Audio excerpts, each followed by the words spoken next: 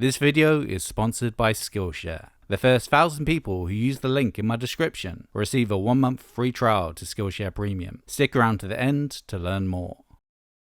One real quick question. I never thought I would see your hair down. Oh, my hair comes down quite a lot these days. It does, it really? It comes down all over the place, yeah. When you play live, because I haven't seen you live since Yes, particularly live. You have nice hair, that's a good thing.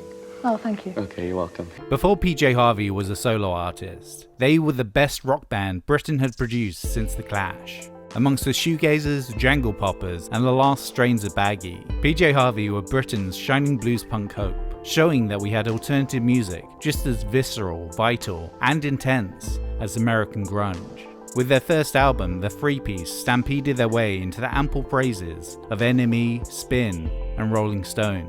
But their 1993 major label debut stretched the limits of how violent, uncomfortable, and darkly humorous a mainstream album could be. Its title track, the unlikely duality of unforgiving fury and unrepentant desire. This is New British Canon, and this is the story of Rid of Me.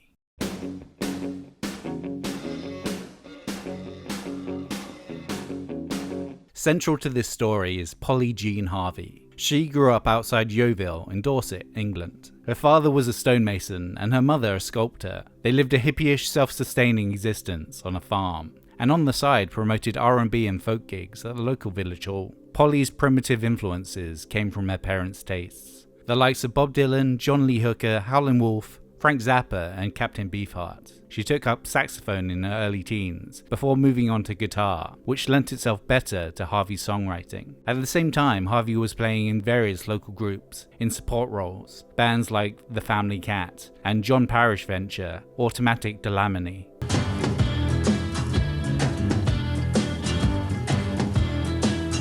Gaining experience, Harvey would form the band PJ Harvey, sometimes retroactively referred to as the PJ Harvey Trio, in January 1991, with Automatic Dlamini players, drummer Rob Ellis, and bassist Ian Oliver.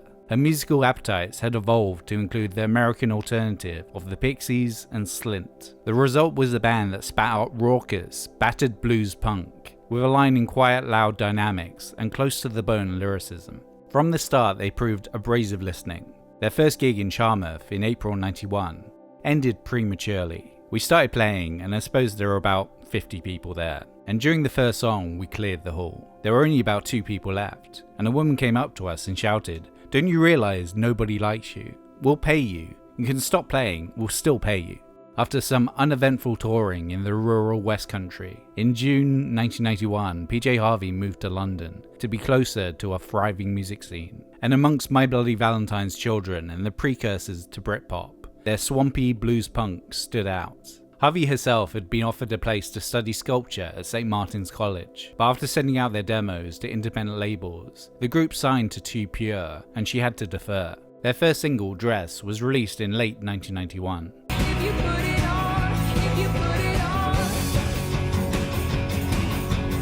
All surging guitars, scything violins, and romantic dysfunction.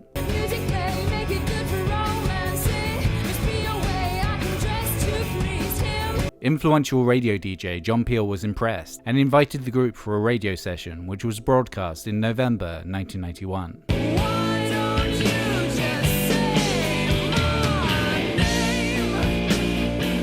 Moving into 92, hype was building, praise was incoming, and PJ Harvey were heading for next big thing status.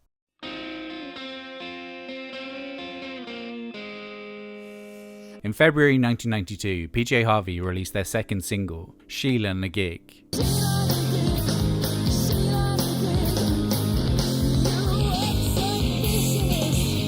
It continued the press's adoration for the band, even if by this point Oliver had been switched out for Steve Vaughan. Not all journalists were familiar with what a Sheila and a Gig was, but Harvey was more than willing to fill them in. A Sheila and a Gig is a Celtic stone carving of a female figure crouching down, pulling her vagina open, and laughing insanely at the same time. What I liked about the carving was that she was laughing and ripping herself apart. You have humour and horrificness. It's something that I really want to explore.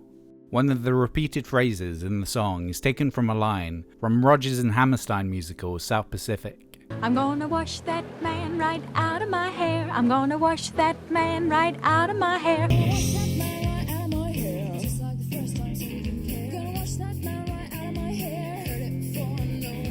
And Harvey was indeed writing about various men she had scrubbed out of her life. The song's a collection of different moments between lovers. I suppose it's about being able to laugh at yourself in relationships. There's some anger there, but for me it's a funny song.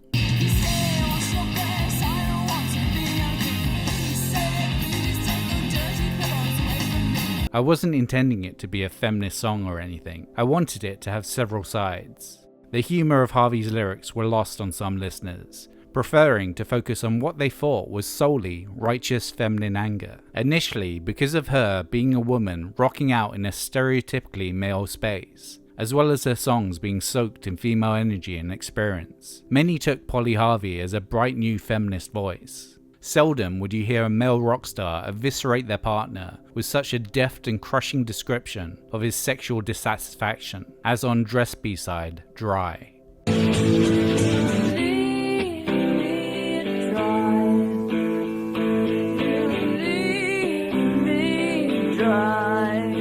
But she rejected the feminist label, mostly due to her seeing herself as a musician first and female second. I don't even think of myself as being female half the time. When I'm writing songs, I never write with gender in mind. I write about people's relationships to each other. I'm fascinated with things that might be considered repulsive or embarrassing. I like feeling unsettled, unsure. The dynamics of the song were also employing shock tactics. Its hushed opening guitar twang, a cobra in waiting.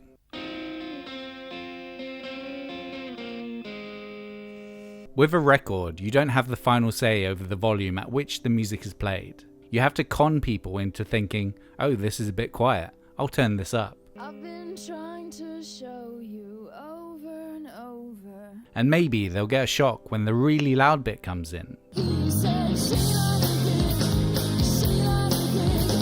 You should be able to go from a whisper to a scream, like that. And I don't think anything on this album is there yet.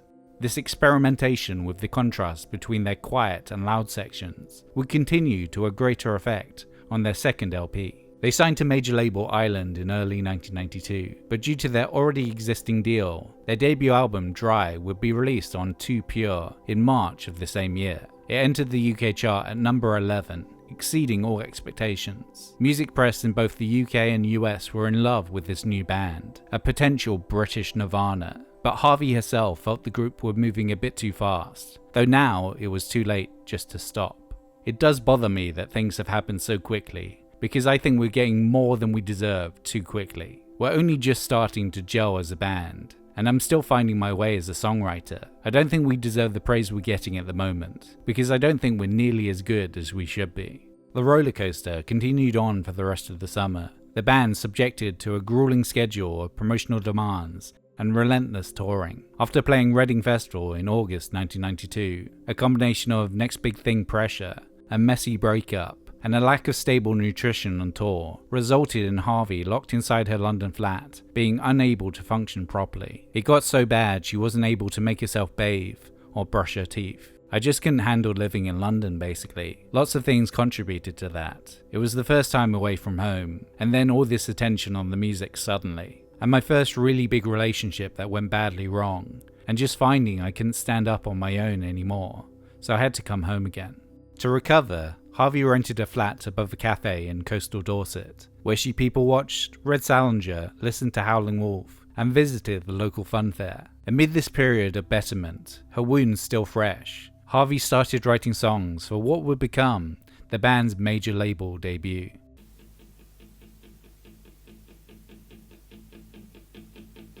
The recording of Dry and Rid of Me were within 18 months of each other. As such, their geneses are intertwined, with the title track for the former appearing on the latter. But the song that focused Harvey's ideas and themes for their sophomore album would be Rid of Me's eponymous track, written while still in her London flat. No, you're not rid of me.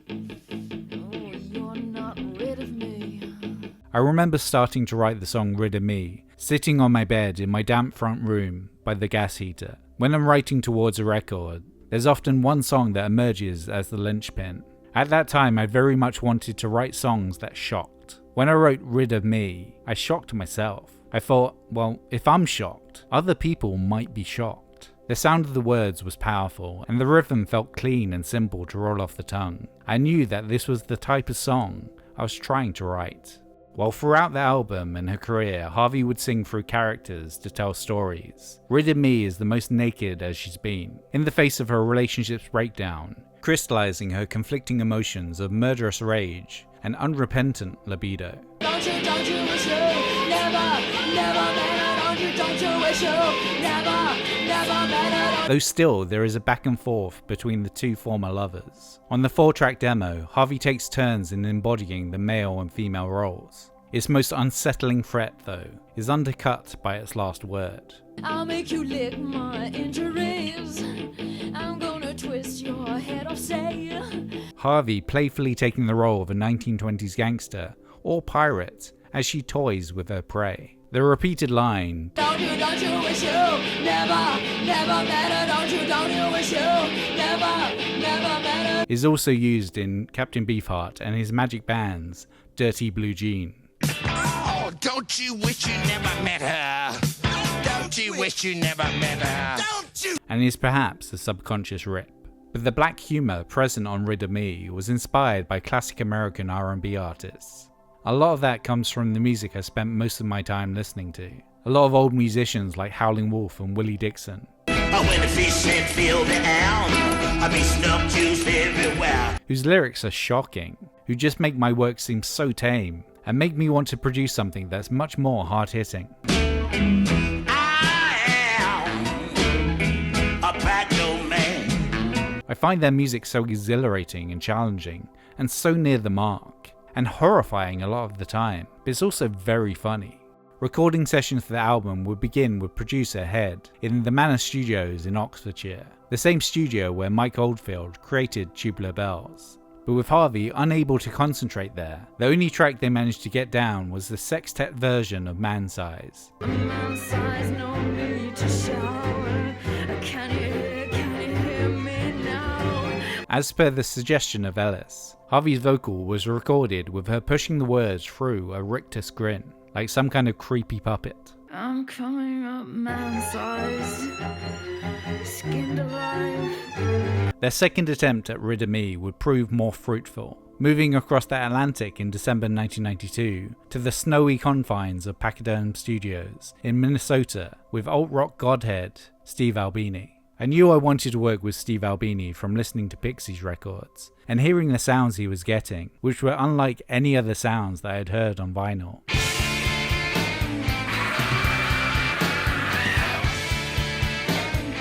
I really wanted that very bare, very real sound. I knew that it would suit the songs. It's like touching real objects or feeling the grain of wood. That's what his sound is like to me. It's very tangible. You can almost feel the room. Unlike the creative block of their previous studio, they spent 2 weeks with Albini, and the album was recorded in full in less than 3 days. Where they didn't quite achieve the whisper to a scream dynamic on their first LP, Rid of Me gets it spot on. Starting with a percussive, barely there guitar line and Harvey's muttered demands.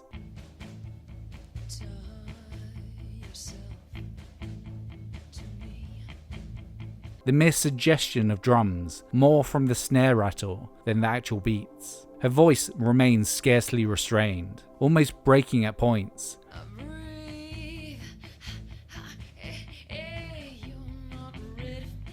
Foreshadowing the violence to come. It takes more than 2 minutes of slow burn mallets until the song erupts full band into its chorus.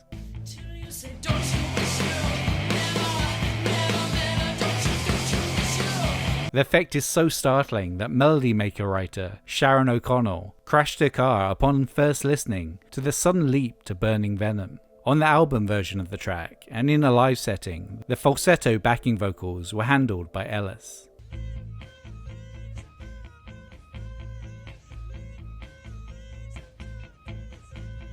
Rob's singing style evolved because when I do the 4-track demos, I do all the vocals myself. I was singing quite high, but didn't realise when I asked Rob to do it, he'd have to sing in this ridiculous falsetto voice. But it's become quite an item now. I write specifically for him to sing it falsetto.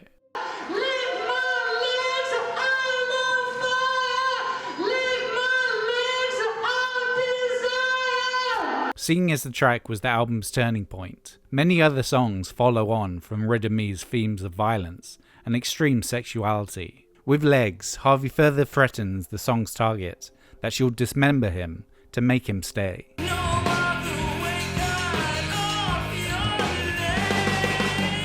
Rub Till It Bleeds start-stoppedness replicates the rhythm of some particularly unpleasant intimate experience.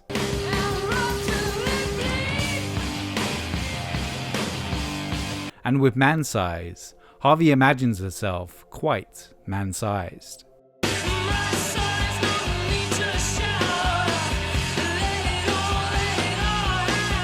All the while her guitar stalks, judders and explodes in frequently irregular time signatures. Asked whether all the songs come from personal experience, Harvey stated, "It's not all me. I'd have to be 40 and very worn out to have lived everything I write about." The overall effect is that Rid of Me is an album that whispers and screams, that needles and uneases. Its lopsided rhythms help the sense of sickness. And because of this, a more viscerally unsettling major label debut you are unlikely to hear. Even Harvey herself wouldn't readily play it over dinner. I haven't a clue how our records affect other people, but they make me feel quite ill. If I play Rid of Me at home, I get to the end of the first side and I can't breathe, can't handle it. I'm taking it apart all the time, analysing. I certainly wouldn't put it on for an enjoyable evening. It's uncomfortable.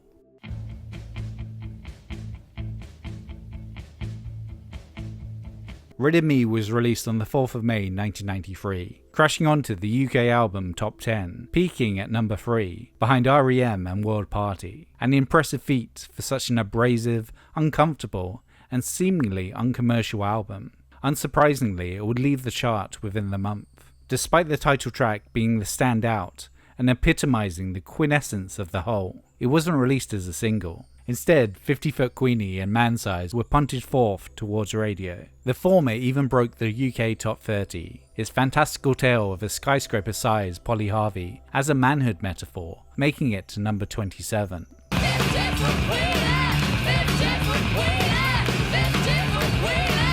Critics who loved Dry were less impressed by the more extreme Rid of Me. Some feeling that Albini's production muddied the songs, and that Harvey had become a parody, a man-eating vampiress, completely overlooking her tongue burrowing into her cheek. The resultant tour would see PJ Harvey visit the UK, Europe, Japan and the US, ending in August with the band as main support for U2 at Wembley Stadium. But tensions were mounting amongst the band members. Ellis wanted to write his own music elsewhere, and Harvey wanted to expand her horizons for album number 3. We had Radiohead support us on a gig in New York, and we were really unhappy about that, because the support band that we had chosen to come on tour with us had been knocked off the bill in favour of these young blonde boys. Screaming Girl fans would fill the venue, and as soon as they finished playing, all the Screaming Girl fans left. After that tour, the trio split up. We were 3 pretty uncommunicative individuals, and got more so after Rid of Me. It was very fragile. In an attempt to quell the need for a similar coastal break after the end of this album cycle, Harvey had rebuffed offers of a Lollapalooza slot, as well as support shows for Neil Young, Morrissey and The Cure, and indulged in very few interview requests. One interview she accepted though was Jay Leno, making quite the impression in the process. Harvey in the preceding world tour had changed her stage attire. Blue eyeshadow, crimson lips, and slick back hair, alongside a sparkling miniskirt, as opposed to her former all-black look. In this guise, she introduced herself to the US mainstream, now as PJ Harvey the solo act, playing an unaccompanied and particularly raw version of Rid of Me. Don't you wish you never met her? Don't you wish you never met her? Half smiling through the frets, singing falsetto through the side of her mouth.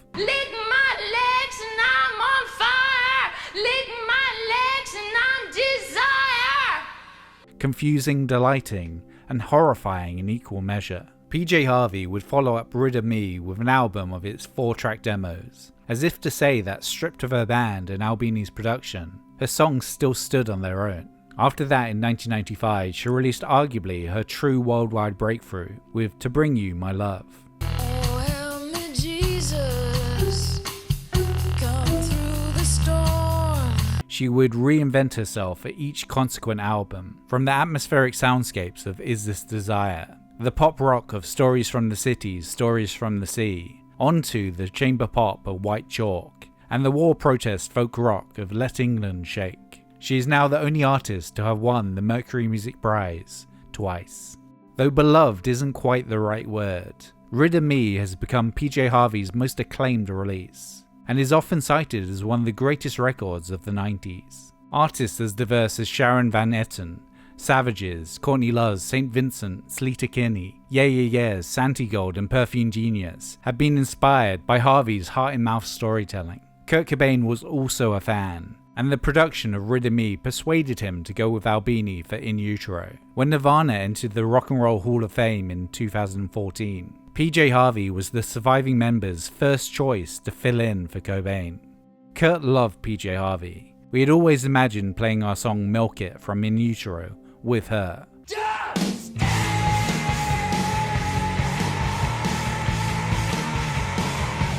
It's a twisted song, almost like something that could have been on her record, Rid of Me. It just seemed to pair up so well. Unfortunately, she couldn't make it. Harvey hasn't played Rid of Me since the end of the White Chalk tour in 2008. As she's grown up, her emotions have shifted, and she can't see herself as that character anymore. Some of the words of those songs were written when I was very young, and they no longer feel honest for me to sing now, at this stage of my life. When I sing for people, I want to be able to feel that I can inhabit the song during that performance, and in order to do so, I need to believe in it. As uncomfortable and in-your-face extreme as it may be, Rid of Me shows the PJ Harvey trio at their absolute height, the humour and the horrificness. And while Harvey has gone on to far bigger success and critical acclaim, many will forever keep it close to their chest as a defining moment. After she gets her hooks in you, you'll never get rid of her.